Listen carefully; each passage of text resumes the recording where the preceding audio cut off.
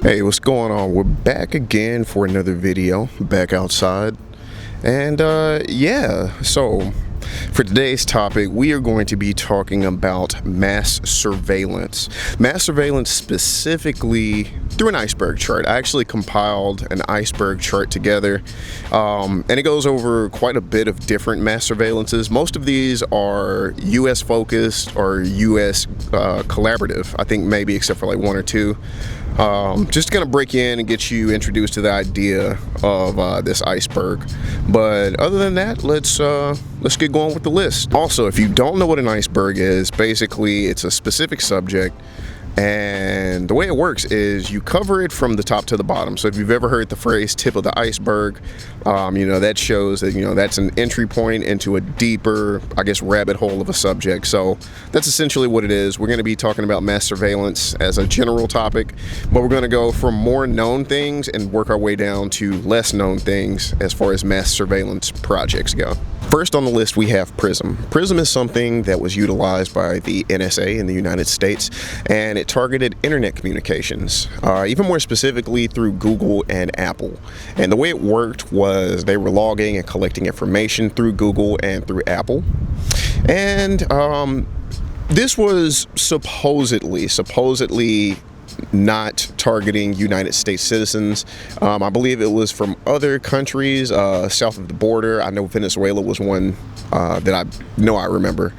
But the objective was to target these people and basically, infiltrate their phones and dig up data. And this data included even encryption. So that's actually kind of scary for the sake of privacy. But yeah, and this is actually one of the first programs that Edward Snowden came out and actually was the whistleblower and kind of blew the lid off of. Something that I did want to note is that the NSA pushed back and they said that PRISM cannot be used on United States citizens without a warrant. Hold on to that tidbit of information. Keep that phrase in your head moving forward, because we're going to see how quickly that gets contested. Social credit score is a credit and blacklisting system that was created by the government of China for Chinese citizens. It's very similar, if you live in the United States, it's very similar to our credit system. Instead, though, it actually goes off of basically everything. So however you are as a citizen in your country is how you will get rated on this social credit score. If you've ever seen the episode, it's an episode on Black Mirror. I forgot the name of it, but you can find it. It's an episode that literally kind of mimics what this is supposed to be. And the thing that makes this a little bit more invasive is, if you're in the United States and you understand the credit system, that's really just based off of, how financially responsible you are. But this, since it is your social aptitude, your social credit, this actually goes deeper into how are you as a person. And I mean, that's subjective as hell, right? And that's what that whole Black Mirror episode kind of made it about, like, for example, somebody could be like, hey, do you have $5? And you may literally not have $5, but because of the way they felt about it, all of a sudden your credit score has gone down 2 points because they voted you down. Now, what made that more interesting in that episode, I'm going off on a tangent, is it was more peer reviewed. This is the government, though. This is like the government and like credit, systems like that we have, like Experian, TransUnion, whatever it's called, making these decisions on your behalf. So I'm pretty sure things go into it like, criminal record, probably job history. I don't know the details, but yeah. But because of this, it can put you on bad lists. So in China, they don't call it white list, they call it red list instead. So you can be red listed. And basically what they said in the red listing is it kind of just exists to draw a line, the difference between that and a blacklist. So it's not really beneficial to be on a red list. It's just like, okay, I'm red listed, cool, whatever. But if you're on a blacklist, oh man, if you're on a blacklist, you're going to be like subject to auditing. You're going to be subject to no fly and no ride lists. So literally you can't even like catch Ubers or cabs or ride on planes if you're blacklisted. And I want to put this into preface. This doesn't even mean that you're like a terrorist or something. It just means that they think you suck. So I mean, that could be whatever. I mean, think about you if you've ever gone to jail for like a DUI or a DWI, which, not good, obviously, but that could potentially put you on a list where you can't get an Uber, which when you think about it is even worse because it's like, bro, I'm unfit to drive and you're telling me I'm also unfit to be driven around? Like, what do you want me to do? Ride a bike, walk, run everywhere? But I digress. Next one. I actually work in cybersecurity, in sales actually, but this next one is the kind of shit that keeps you up at night. This, at least for me, it's very freaky, and this is one of those things where it's like, you don't know how close we were to some catastrophic events happening in the world. It's like one of those just by the skin of your teeth kind of things. It's called Stuxnet. Now, Stuxnet itself wasn't going to be apocalyptic, but I personally think if this would have progressed, it would have set off a chain reaction of conflicts in a bunch of different countries, if it did go off without a hitch. So Stuxnet is an actual worm type of virus, but the thing is, it's a multitude of things. So not only is it a worm, but it was also essentially like a Trojan horse, and it also had spying and spyware capabilities to it too. So it's basically like 3 components to Stuxnet. And Stuxnet was something that was released in Iran. It was released in Iran at various different industrial and machinery places, and man, bro, it's so freaky. So Stuxnet, one thing it did is it literally like loaded itself into their systems, right? And it's something called PLCs. They're like special kind of controllers, special kind of devices, again, really only found in like industrial and machinery environments, facilities. And what it was doing was it was manipulating the data in it. And what makes this so scary is some of this Stuxnet was in like nuclear facilities. So it was manipulating the data in a way to where, like, if I look at the data, it looks right. So it would manipulate it to where it looked right on the surface, but under it, it was actually manipulating the numbers, and it was doing it just by inches and inches every so often. So it was basically slowly pushing the factories to have nuclear meltdowns. Luckily, though, it was caught. But just imagine if it didn't get caught. Just imagine if it wasn't somebody saying, I'm going to take a second look at this because I don't know, something just is weird. So that's one thing it was doing. It was also like breaking machinery. It was breaking hardware, but through the software. And the freakiest thing about it too is it was also, whenever they peeled back the layers of it and looked in the logs, they realized it was sending information about the machinery off to some other server. It was sending it off somewhere. So that's where the spyware component comes in. It was like they were actually like grabbing and lifting the information and shooting it to someone else. Now, what makes this even freakier is to this day, no one has officially come forth and claimed responsibility for Stuxnet. And it was so sophisticated at its time that people know for a fact. They were like, whatever the hell Stuxnet was, it definitely had to be government sponsored.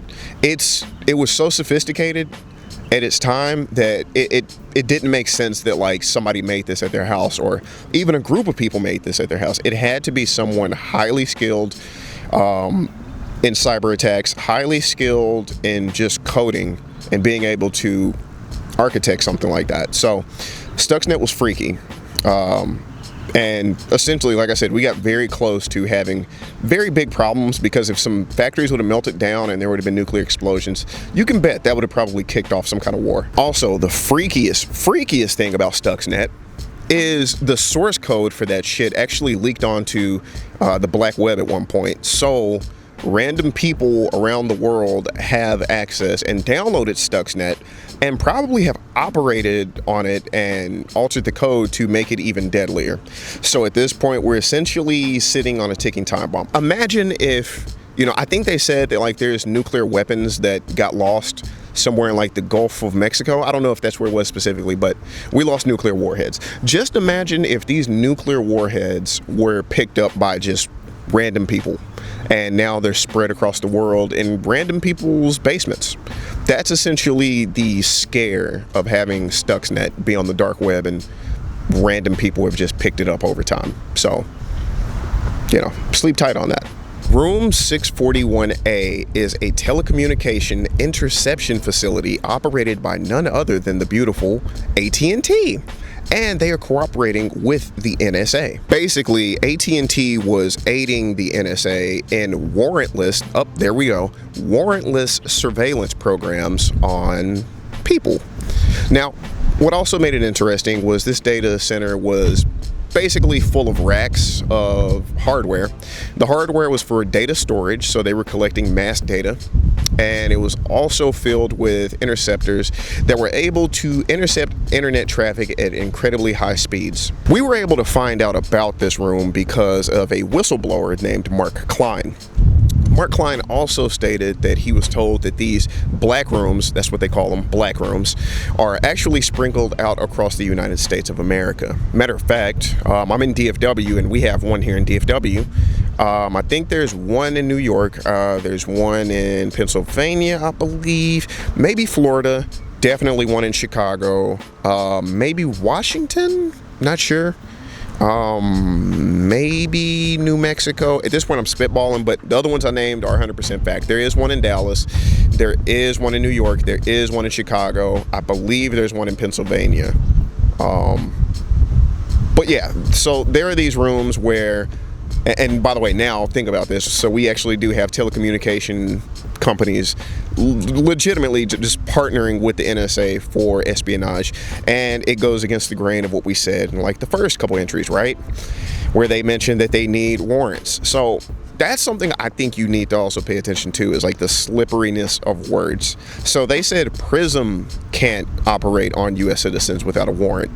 Okay, but specifically they never said that about anything else, so keep that in mind. That's why I told y'all to keep that in mind. Unfortunately, Mark Klein passed away March 8th, 2025 due to pancreatic cancer, so don't think it was any kind of weird foul play or anything. But I just want to say, rest in peace, Mark, and thank you for being brave enough to tell us the nastiness that our government is up to. Thanks. Trailblazer was another program by the NSA intended to basically look at and carry information from different communications similar to the internet. However, this program was eventually shut down because it was accused, or they basically complained about it, and this is internal complaints from like the government. They complained that it was just too costly. They actually audited and found traces of fraud, and they said it just cost too much for the little bit of yield they were getting back. So the ROI was garbage on it. But that's essentially Trailblazer. However, Trailblazer was still good enough for them to think about it in the long-term run, thinking, maybe we can try it again. So you're going to hear some predecessors of, not predecessors, but you're going to hear some successors of Trailblazer to come. Echelon was created in the 1960s to monitor diplomatic military relationships between the Soviet Union and the Bloc Party during the Cold War. Perry Felwalk exposed Echelon in 1972 when he mentioned that there was global listening posts, and this was something that the NSA was doing basically throughout the world with these listening posts, just monitoring and doing surveillance on different military sects. Now, what was also interesting was he mentioned a few more tidbits that are kind of disturbing as well. He mentioned that the NSA and CIA were involved in drug and human trafficking, as well as doing something with nuclear weapons in Israel. It was kind of freaky. And also that the US military was leading like Chinese military into burning villages. Very descriptive, but yeah, that's Echelon. Indect was an EU project, and it was meant to do surveillance in urban environments and monitor abnormal behavior. I believe it was mostly through CCTV, and I don't really know the detail of what they mean by monitor urban behavior, but it was, I don't want to say Minority Report, but they wanted to essentially find and threat hunt or detect threats before they occurred, or moments before they occurred.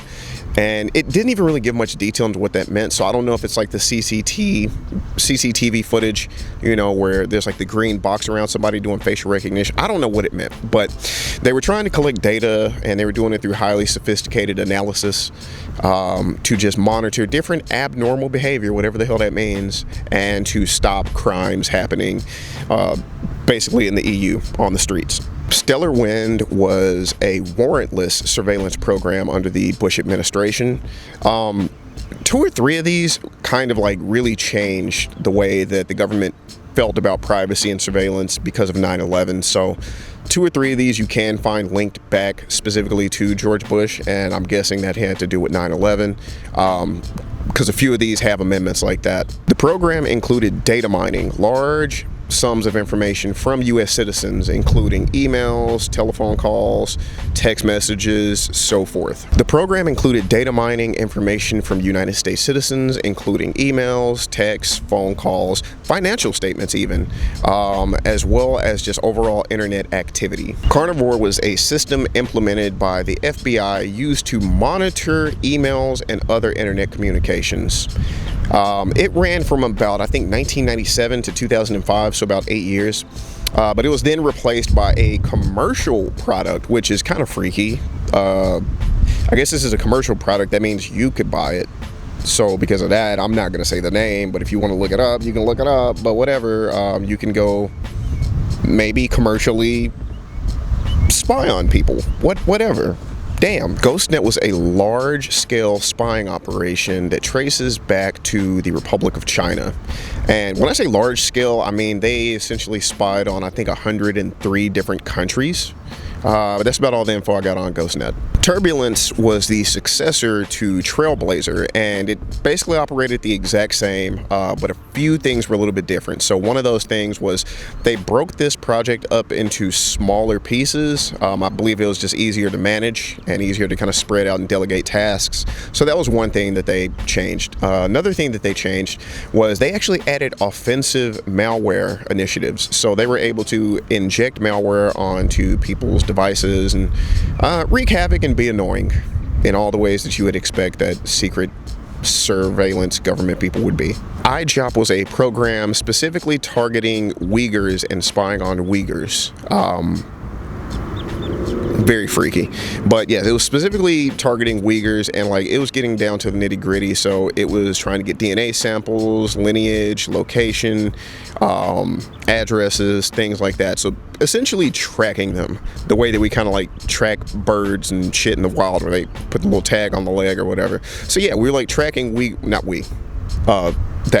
they were tracking Uyghurs. Tempora was a British-owned system that was used to buffer internet traffic so that it can be stored and processed and analyzed at a later time, but obviously bulks of information. Tempora gained access to large amounts of internet users' data, and what makes it even more peculiar is the storage facilities. So these are actually stored, these interception points or interceptor points, whatever you want to call them, they're stored on like the British military bases. So I thought that was kind of peculiar. Good luck trying to go take those down. And secondly, this is another one of the operation systems, programs, whatever you want to call it, that Edward Snowden blew the whistle off of. Mystic is another one that Edward Snowden blew the lid off of, and this one is kind of freaky.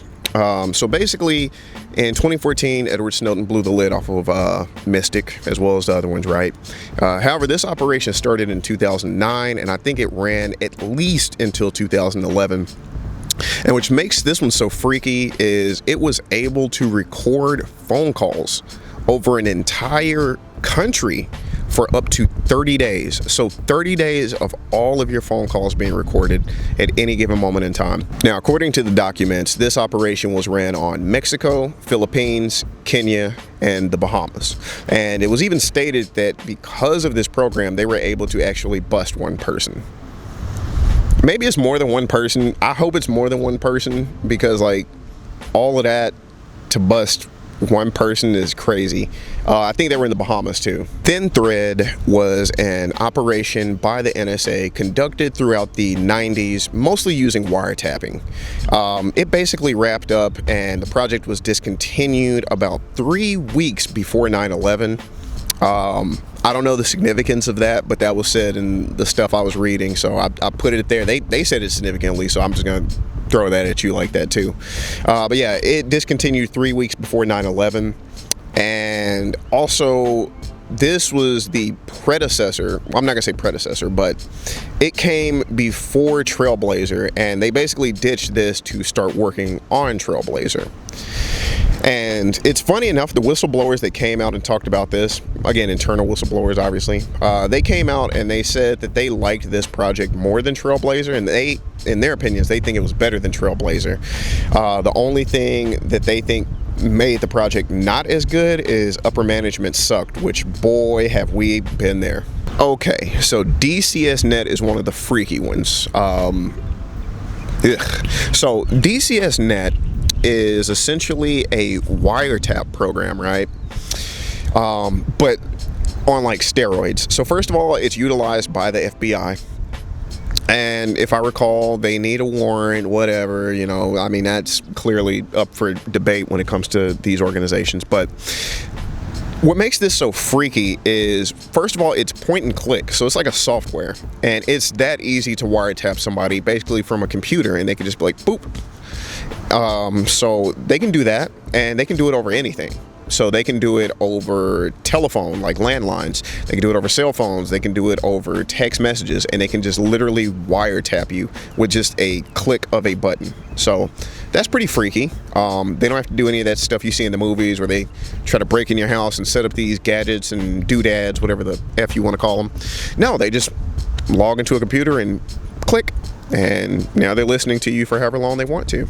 The thing that also kind of freaks me out about it too is, one, it's made up of 3 different classified software solutions.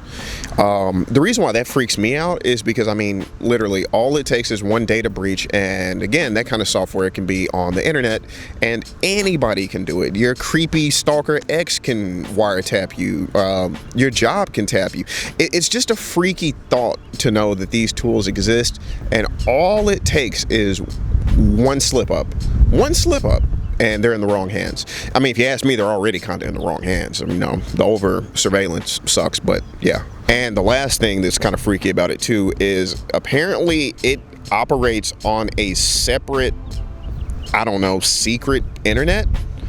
And it's not any internet you've thought of. It's not the dark web. It's not, you know, the deep web. It's not the internet. It operates on its own exclusive channel, line, whatever you want to call it, its own fiber optic. Mainway is a database maintained by the NSA, and inside of it contains metadata from telephone calls from the big 3, AT&T, Verizon, and T-Mobile. Inside of this database, it is said to contain over 2 trillion telephone call details. And weirdly enough, they said the point of it isn't necessarily like directly surveillance, but instead to just have a deep database. And within that database, they're using that to run sophisticated neural network processing and analysis on it. For what? Hey, go ask your local NSA agent. I don't know. Boundless Informant, or as I like to call it, Big Snitch, was something else that was exposed by Edward Snowden. It's basically a platform that just puts together everything, if that makes sense. You know, all of this data we're talking about, you know, trillions of logs, right? Billions of, you know, phone calls and millions of emails and profiles and all this kind of stuff, right?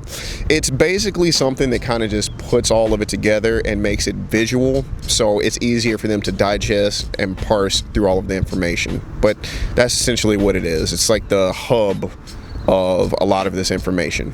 Magic Lantern is a keystroke logging program, and basically what that means is whatever you type, it will literally record that. Kind of like those like sketchy, scammy card readers that you see at gas stations where they log your PIN numbers. It's like that, but it logs whatever you type.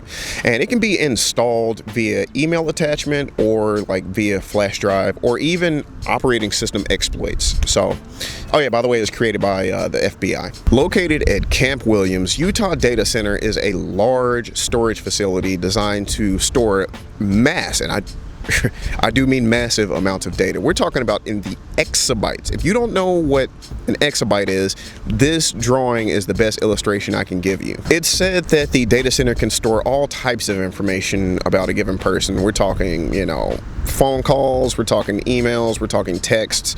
We're talking as nitty gritty as your visits to the bookstore, like your receipts. I mean, everything you can think about, your locations, where you went for the day.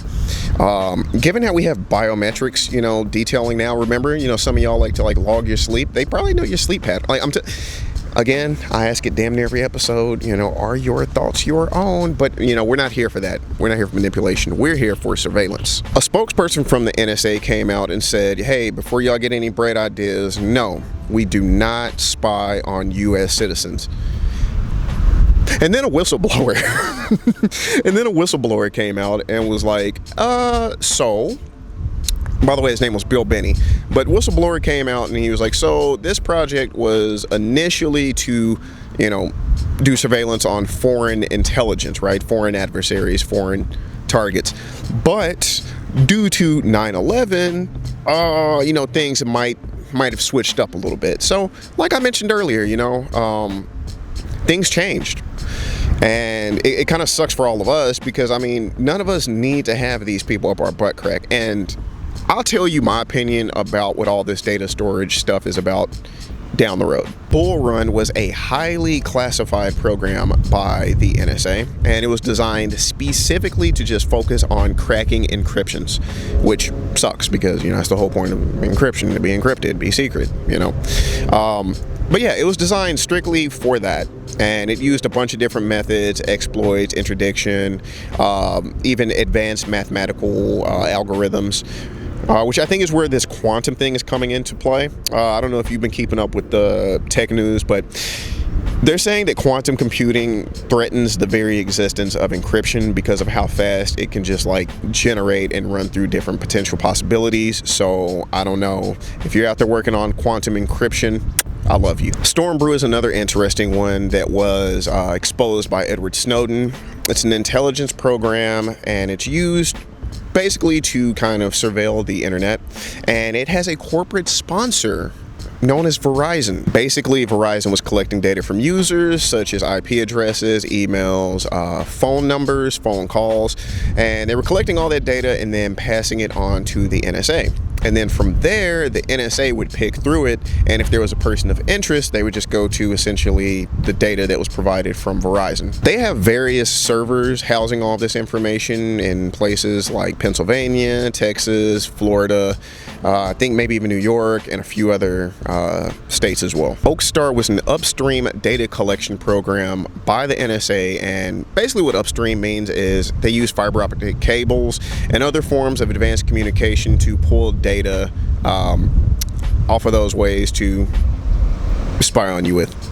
That's Oakstar. Tailored access operations was used to identify, monitor, and access intelligence on various computers. This was also one of the ones blown off by young Snowden as well. And yeah, it was an interesting one because it didn't necessarily say that it has back doors, but to me it felt like back doors because one of the main things about this one is it specifically states that it knows how to access various big name vendors that do switches, APs, servers, basically networking hardware. But it has backdoors into these vendors, and it utilizes that to spy on companies, individuals, governments, whatever. Rampart A is very similar to Oakstar, as in it uses the upstream collection method, so fiber optics. The difference is, damn that wind. The difference is It's actually run by the NSA or led by the NSA, but it is a global partnership. So other secret government agencies from around the world and other countries are actually partnered together on this as well. So I guess this is more of an international, global joint effort surveillance program. So in other words, if you think you can run from a government, you can't. I mean, unless you, I don't know, go to Sentinel Island, which I don't recommend that either. But yeah, that's essentially what that is. And they're able to monitor, you know, all the things you could think of, you know, the stuff we've mentioned before, voice over IP, you know, emails, cell phone calls, you know, different things along that nature. Main Core is a database that is specifically for the leaderboards, the high score, the top people. So if you are a person of interest, a person that they think is a national threat, you are in that list. Congratulations, look over your motherfucking shoulders. Anyways, it's a joint effort project between the CIA, FBI, I think the NSA, probably other 3-letter or 4-letter named government entities. Existence of this database was first discovered in 2008. Also, it's warrantless as well. So they're collecting this data and information on people, you know, with literally no warrant, no court order, nothing. And as of 2008, so it's probably bigger now, about 8 million people are on that list. Holy shit. Now, I did want to preface, they did mention that, like, some of the list seemed petty. I don't know if this is true or not, but I remember hearing a story way back in the day that there was like an 8-year-old girl on like an FBI watch list, which I personally thought that was kind of freaky. That reminded me of like some Minority Report stuff, like, you know, she's a cool, young, innocent, adorable, cute little girl now, but like maybe in the future she does something crazy, and it's like some Minority Report stuff that they already know. But I mean, that was years ago. And again, I don't even know if it was true. I think it was a rumor, but like, I mean, that was the first thing I thought of when they said, like, people are on the list for, like, petty reasons. I mean, who knows? Maybe I'm on the list for making videos like this. Nexus 7 is a pretty interesting one because it's very, very, very little information on the internet about this. Like, you really got to scrape and scramble for it. And I'm just going to kind of merge a few topics together really quickly. So Nexus 7 was a program very similar to LifeLog. It was meant for mass surveillance, and it was meant for deep surveillance, in my opinion. I don't even know if that's a word. I'm just going to call it deep surveillance. And what I mean by deep surveillance is it's more than just like trying to find, you know, your emails and listen to your phone calls and stuff like that. It goes deeper than that. It's like Nexus 7 was so deep in it that they were literally analyzing people and figuring out what their fears could be based off of their data, based off of their behavior, based off of their environment. Like, they were getting so granular with the data that they were even like trying to figure out how the prices of like fruit could like affect people in their behavior. So think about how you feel about eggs right now. But they were trying to like get that deep, and they were basically doing surveillance. I don't remember. I want to say it was on Afghanistan as a whole. But like I said, it was very similar to something like LifeLog. And just to kind of tap in on LifeLog a little bit as well, if you remember what I said about LifeLog, it's essentially an early program. By the way, both of these were made by the DARPA, LifeLog and Nexus 7. But yeah, LifeLog is an interesting one. Nexus 7 is also interesting because it's on the conspiracy theory Iceberg, and a lot of people couldn't find information. I know Wendigoon looked for it, he couldn't, but yeah, that's essentially Nexus 7. Is it's a super duper deep surveillance intelligence program. Now, I will mention though, there was a lot of controversy around Nexus 7 at the time because people were starting to suspect that Nexus 7 was like some kind of cover-up or front because it cost a lot of money, like a lot. I can't remember if it was billions, if not billions, millions of dollars. And I think they said it only had a few hundreds of lines of code. So they were thinking like, I don't think this is what you say it is. Because basically, listen, I took a coding boot camp, right? And in the coding boot camp I took, Bro, the most basic generic looking page is like hundreds of codes. Like literally, I'm talking about like one of those pages from like the early 2000s, late 90s is like probably a few hundred lines of code.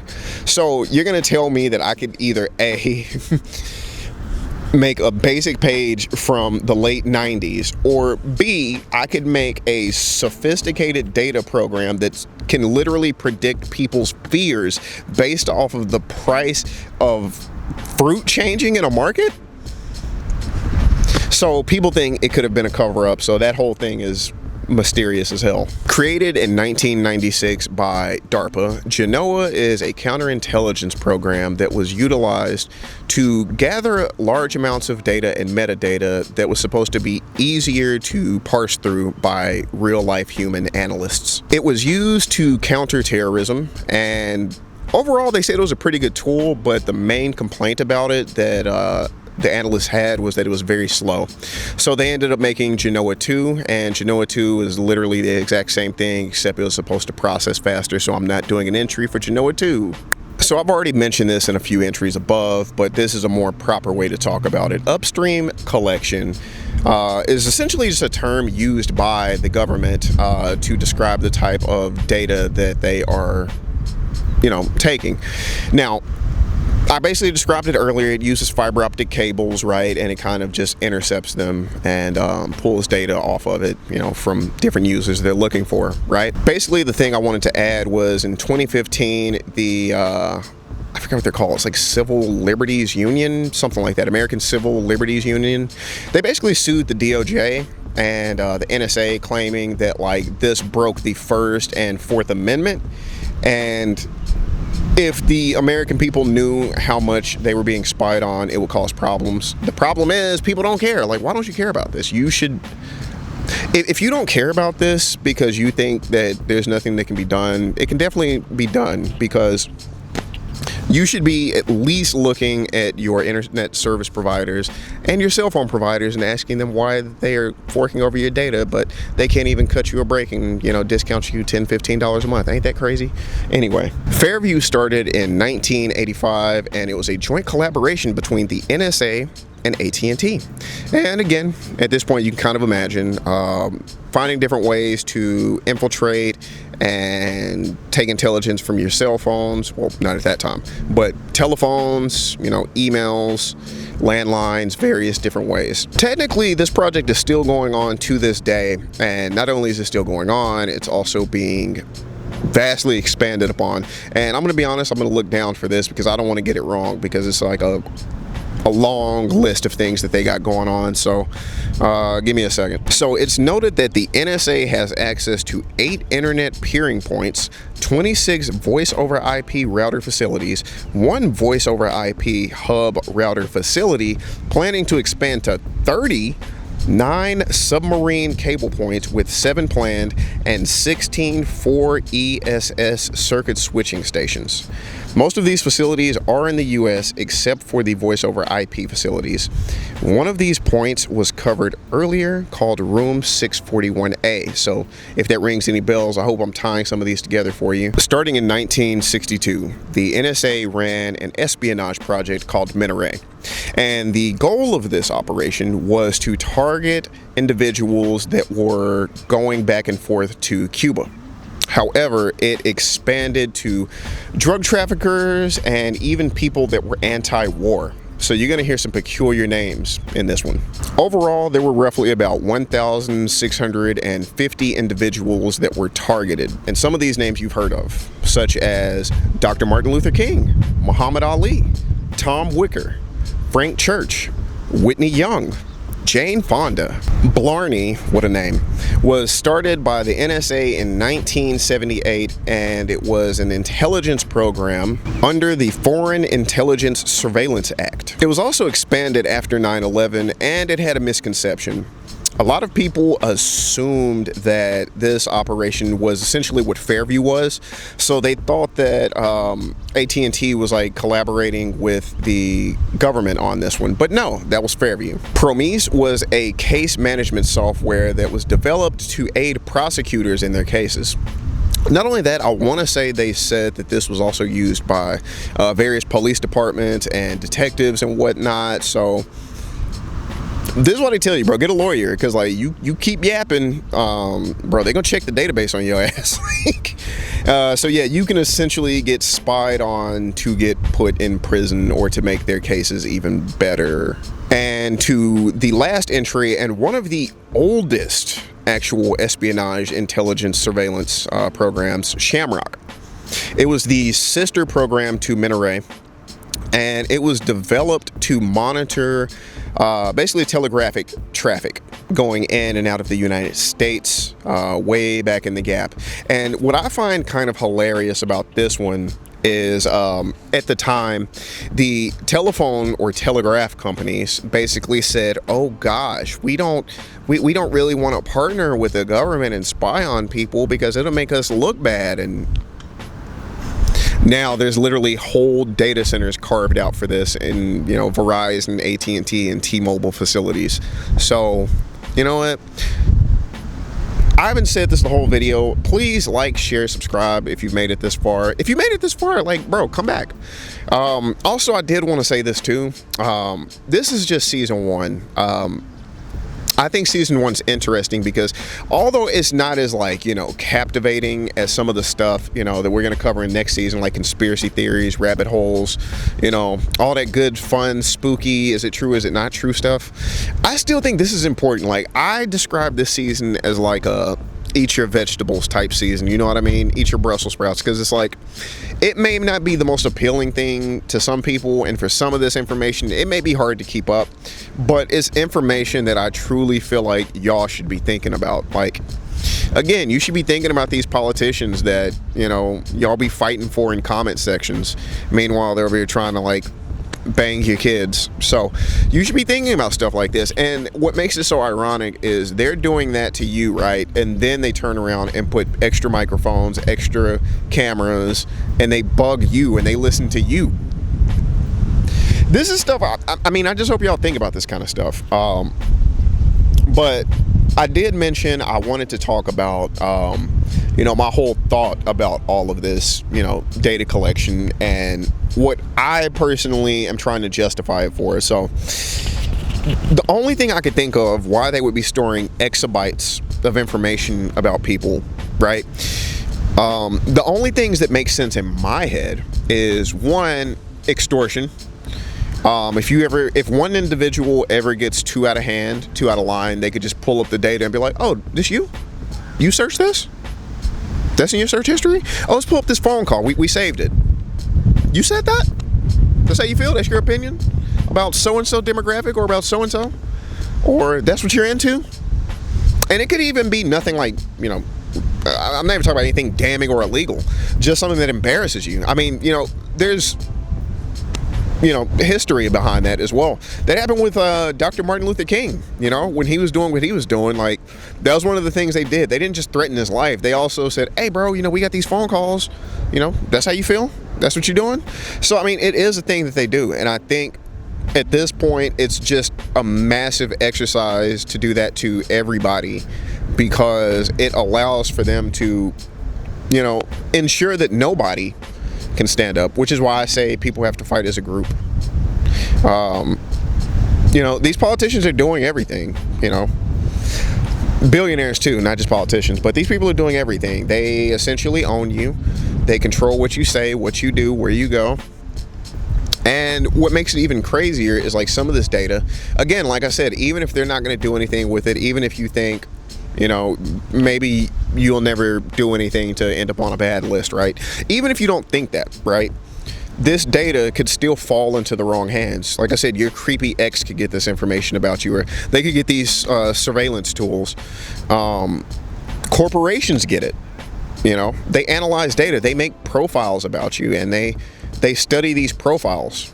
That's how they come out with certain products. They ask people in market research sometimes, but sometimes they just pull the data and they're like, they'll like this because that's what the stats show. They've collected your biometrics, they know your sleep patterns. And because of that, sometimes they even target ads at you at certain times of the day, because they're like, we know you're more susceptible to this kind of information at this time of day or at that time of day, or we know you're at the office, so we're going to show you this new stapler. You know, whatever. We know you're laying in bed during this time, so, you know, we're going to show you better pillows. We're going to show you this, that, whatever they're trying to do, beyond my comprehension. But yeah, that's essentially this video. I'm thinking about making like a sequel to this video, and that sequel would be another Iceberg, but instead of talking about mass surveillance projects, it would talk about different mass surveillance tools, and like just a deep list about, you know, wiretaps, emails, you know, backdoors, you know, just going through and explaining how they do it. I might do it. If I don't do it, if you don't see that episode anywhere this season, drop a comment saying that you want to see it in a future corruption season or something like that. But other than that, again, please share this video. Please like, please comment, please subscribe, hit that bell notification, all that yappage. Yeah, but other than that, this is the eat your vegetables season. So bear with me while we talk about some stuff that I think you should know, but some of y'all may consider it boring. Like I said, subscribe, stick around, because we're only going to get crazier, spicier, and kookier from here. Other than that, as always, love y'all. Hope you're having a good day. Hope to see you next time. I'm out.